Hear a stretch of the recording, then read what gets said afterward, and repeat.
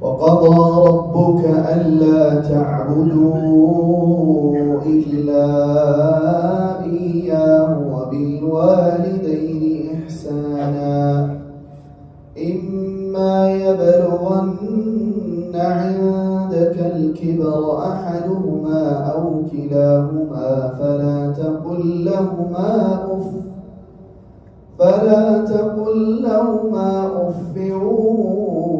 ولا تنهرهما وقل لهما قولا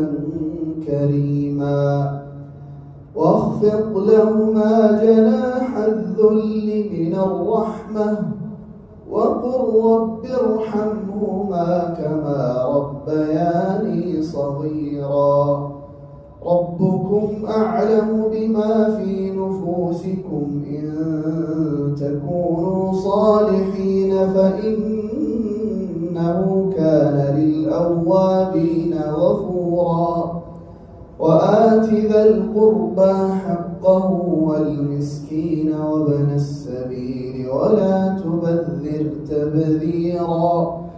إن المبذرين كانوا إخوان الشياطين